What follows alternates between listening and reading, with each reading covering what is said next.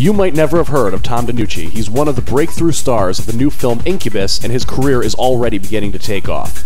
In this installment of the 2old2play pop culture series, Waterborn talks to Tom about his role and some amazing projects we can expect from him in the future. All right, this is Dane Talk, aka Waterborn, and I'm here with Tom Denucci, one of the stars of the new movie Inkubus. How you doing today, Tom? Doing rockin' and shockin' at the same time. Hey, see, Rock and Shock Festival, he tied that in really well. Are you a professional, sir? I would say I'm a hack at best. Excellent. So, Tom, talk to us about your experiences with filming Inkubus, especially from your standpoint. Is this forgive me, but is this the first film you've been in, or? My first feature, yeah. I thought it was. I did a little television, but this is the first time playing in the sandbox with the big boys. With the big boys, William Forsythe, Robert Englund, Joey Fatone, Jonathan Silverman. Talk to us about that experience. Well, you know, those are just wily veterans. Guys like Forsythe, great American actor. You know, I mean, you really got to step up your game if you're going to go toe-to-toe with those guys. And it was just an education. The whole way was an education. You know? Excellent. So you play a police officer in the movie. You want to give a little background on your character? Yeah, basically I play Pax, who, in my mind, the whole movie takes place, it's the last night in this police station that's becoming defunct. And it's kind of cool, like in my mind, I got into it that the character, this might be his first night on the job. You know, like he's really, really wet behind the ears, doesn't really know what he's doing. It's, you know, a lot of posturing, a lot of jaw grinding. I just tried to, like, you know when you're a young kid and you get pulled over by these cops that are a little too gung-ho, and it's like, dude, you're 2 years older than me, relax, you know, like those young cops who have the tight haircut and they're very ready to just, you know, get over aggressive with you. And that's kind of where I went with the role. Did a lot of jaw clenching. Excellent. I did see a little Henry Rollins in there last night. Are you familiar with the man? I am. That's really cool. Thanks, man. Thank you. I'm a huge fan of Hank, and you can see that intensity in there. Now, you're local to Rhode Island, is that correct? That's right. Matter of fact, we shot the movie at the Cranston Police Station, the former Cranston Police Station, which is literally a quarter mile from my house. It was the weirdest thing. So that's the station that they used to drag you to as a delinquent? No, never been arrested. I can say that to this day. My mom would be really proud of that. I'm sure she is. So talk to me about being in a kind of a local, regional piece of cinema like this, and how you bring that local flair of New England to the movie.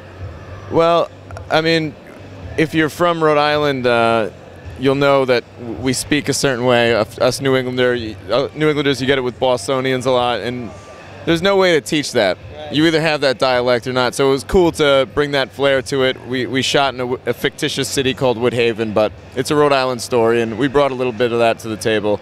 And it was just a cool experience to be in my hometown shooting a big picture, you know, that is going to be seen across the country, maybe different parts of the world. And I'm driving 2 minutes, passing by the Dunkin' Donuts where I get my coffee every day. You know, it's weird. Right. And Rhode Island is the smallest state in the country and one of the most insular areas of the country in terms of just regional dialect and kind of there's a lot of localism here. Not bad, but I mean it's here. We all know it.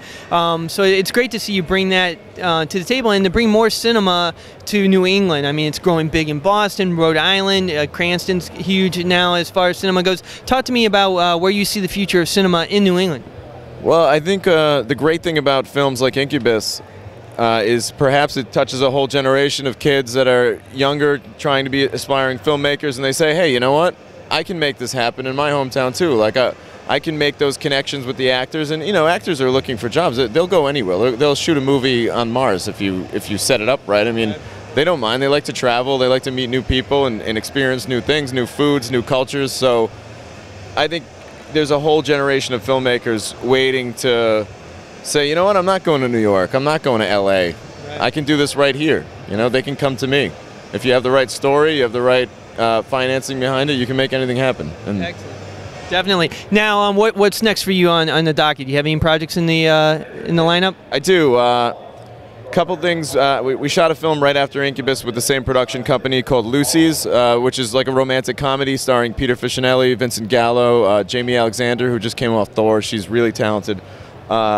And after that, we shot a film called Infected, which I'm most excited about, where I play Michael Madsen's son in a father-son camping hunting trip gone horribly awry. Talk to me. Okay, now I love Michael Madsen. I was talking to the gentleman earlier today about, you know, Kill Bill and Reservoir Dogs. Talk to me what it's like to be Michael Madsen's son and to play that role. That's got to be pretty intimidating. I was so intimidated at first because growing up, movies like, I mean, you had mentioned Kill Bill, which was a big movie for me, but Reservoir Dogs, I mean, that scene when Michael Madsen is just dancing to Steeler's wheel, you know, stuck in the middle, and he's cutting guys' ears. I mean, he was just the baddest dude. He was like so cool. Like he embodies cool. He lights up a cigarette and he kills somebody. He's like the coolest guy in the world, you know. So like to fill those shoes and like to have to be his son, it's like I was like, I'm not that cool. I'm not remotely as cool. So what I did for the character is I kind of went the opposite. You know, a lot of times, as much as we, you know, they say the apple doesn't fall far from the tree. A lot of times it does, and you know. Just as there's some dads who are really stuffy who have these really cool rock star kids, I flipped it. I was like, well, what if the dad was super cool and the kid wasn't that? Like, I tried to play my character as like, no, my dad's the one who's always trying to be cool. And I tried to play away, because you can't go cool for cool with Michael Madsen. You can't go shot for shot in coolness. Not me. So I don't think anybody could do that. So I think you played it smart, my friend. Yeah, I went completely away from the cool angle, and I just tried to be like, you know, like, really, Dad, you have to be cool all the time, type of a thing. But you know, he was just so cool. I mean, by the end of the show, he was calling me, "Oh, come here, son, what are you doing? What scene are we shooting next?" You know, it was just really awesome. We get to spend a lot of time together, and he's one of those things where we've gotten the chance to hang out a couple times after the film, and that camaraderie is still there, and it's nice that that stuff doesn't go away, you know? Excellent. So that's Infected. Do you know when that's coming out? I believe we're thinking sometime next year around this time. Excellent. So look for Infected. Michael Madsen. Oh my gosh, sorry, Michael. Michael Madsen playing the father of this young gentleman right here. So thank you so much for taking a few moments here at the Rock and Shock. Is there anything you want to say to the folks at 2old2play before we say goodbye? Yeah, I just want to say thank you for everyone coming out this weekend. It was an amazing turnout. It's just really cool to see. You know, you work really hard on these movies, you bust your ass training for them, doing everything you can do to get prepared. It's nice to see it pay off when you see literally thousands of fans dying to see the movie and really excited about something you worked hard on. So, excellent. So congratulations, it was a great movie. And once again, Dane Talk, a.k.a. Waterborn with 2old2play.com. See you later.